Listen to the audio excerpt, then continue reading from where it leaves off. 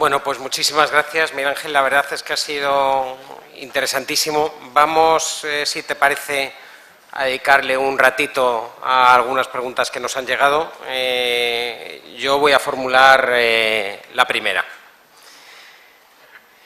Has mencionado muy de pasada, al inicio de la conferencia, que Gonzalo Fernández de Córdoba pues murió sumido en un cierto ostracismo y en la tristeza de que sentía que no se le agradecían suficientemente sus servicios, ¿no?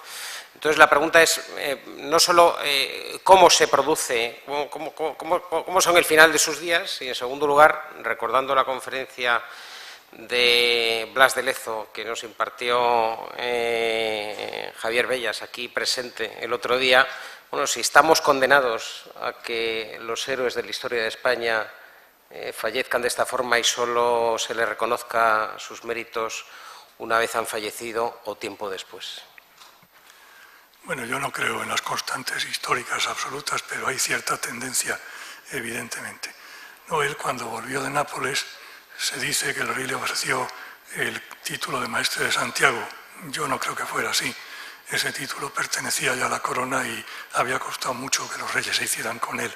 Pero en fin, entre ese título, que era el tercer cargo, por así decirlo, del reino después del rey y del príncipe heredero, y la gobernación vitalicia de Loja, que fue lo que le dieron en 1508, hay una distancia inmensa. Incidió en esto varios factores. Primero, la revuelta de su tío, el marqués de Priego, en Córdoba en aquel momento, que el rey tuvo que castigar por las armas. Arrasó, entre otras cosas, el castillo de Montilla, que era la sede principal de los Fernández de Córdoba, donde había nacido Gonzalo. Desterró al marqués de Priego, en fin, se sintió muy ofendido con el marqués y con toda su familia, entre ellos el gran capitán, aunque no había intervenido en aquel asunto para nada. En segundo término, Fernando el Católico, como decía su cronista Pulgar, no se puede decir de él que fuera franco. Franco quiere decir como liberal generoso. No lo era, en absoluto.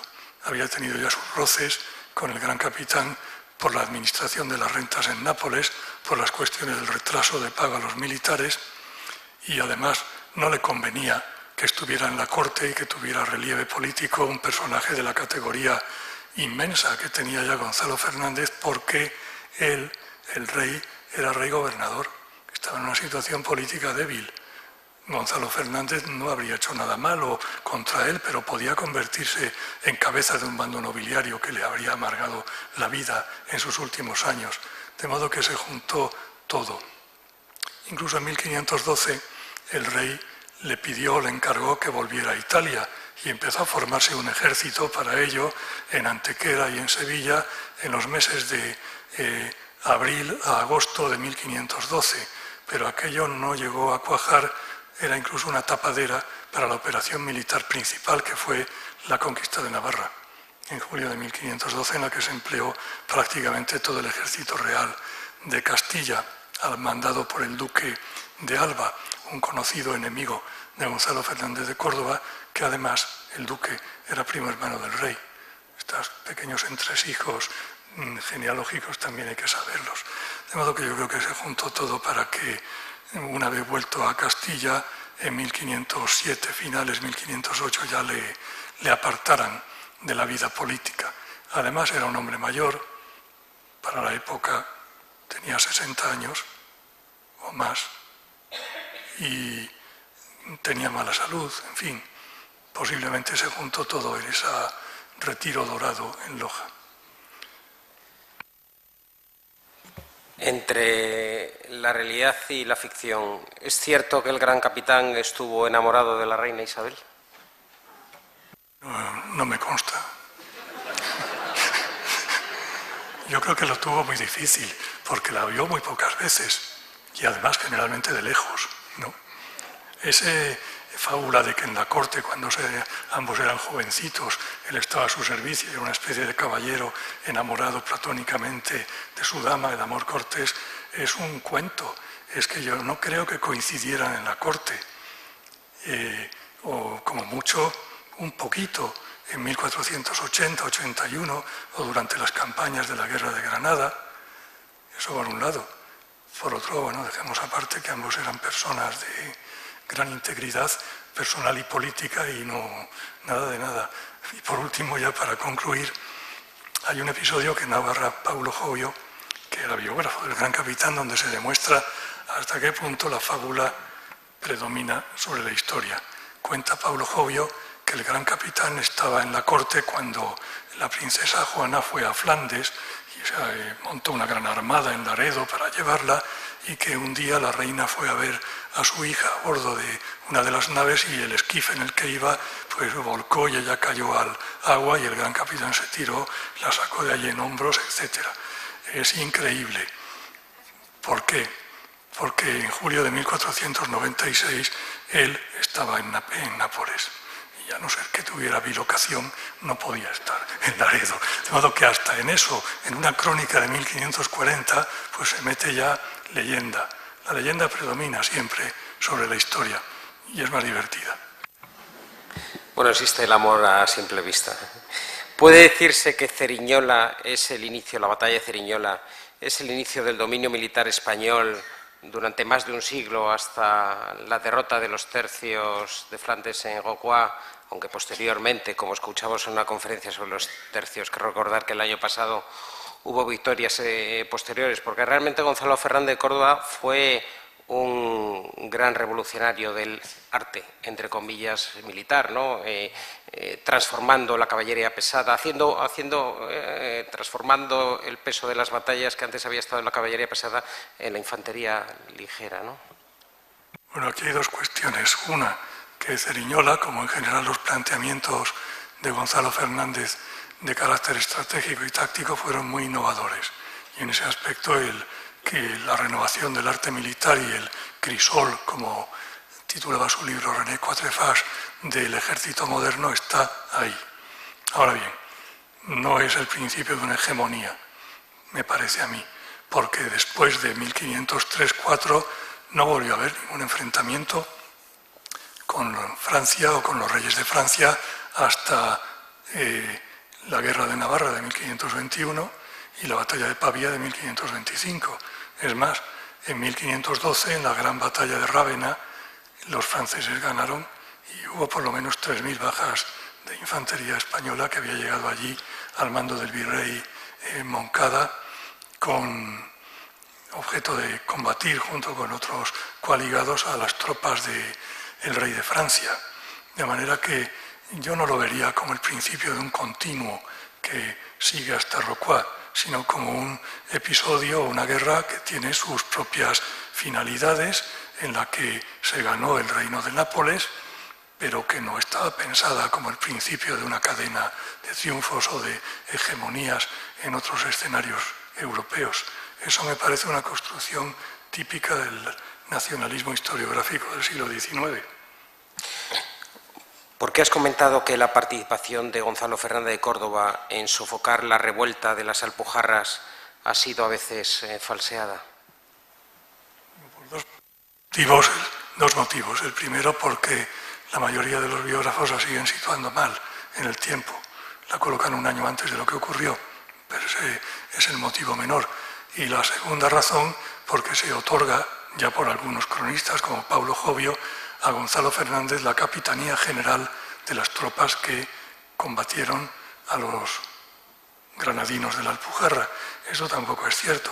Sabemos que intervino junto con otros militares o que envió algunas de las tropas que estaba juntando para que combatieran a los alpujarreños, que en fin, los pobres, dicho sea de paso, no pudieron elegir un momento peor para sublevarse, porque lo hicieron justo en el momento en que se estaba concentrando en Sevilla y en Málaga el mayor ejército expedicionario que había habido nunca en la historia de Castilla hasta aquel momento.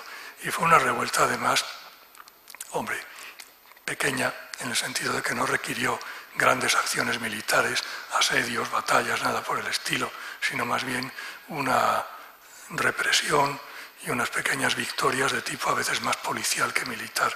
Pero se ha magnificado mucho para colocarle a él, a Gonzalo, en el centro de la operación. Esto es lo que posiblemente no es así. Dos últimas preguntas de nuestros asistentes. Miguel Ángel. En la campaña de Italia, Gonzalo Fernández de Córdoba defendía intereses de la corona de Castilla o de la corona de Aragón. Bueno, yo no soy ni castellanista ni aragonesista. Defendía a sus reyes, que eran Fernando e Isabel, y nada más.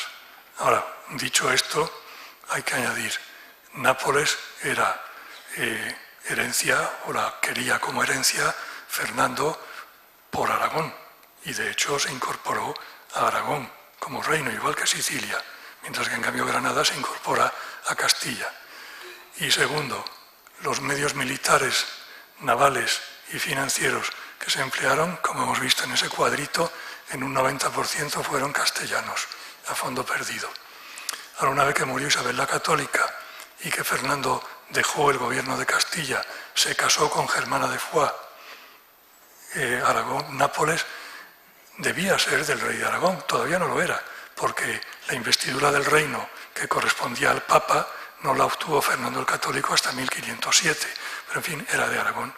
Y en ese momento es cuando Fernando viaja desde Barcelona en una galera, una flota de galeras muy vistosa, a Génova y de allá a Nápoles, y después de unos meses, claro, releva al gran capitán y pone como virrey a un aragonés, el conde de Ribagorza, y después a un valenciano. Pero esto habría ocurrido tanto si hubiera sido favorable Fernando al gran capitán como si no lo hubiera sido, porque Gonzalo era castellano, y una norma general en la administración de la época es que los cargos los tengan naturales de los reinos del rey propietario. Así que de todas maneras habría dejado de ser virrey.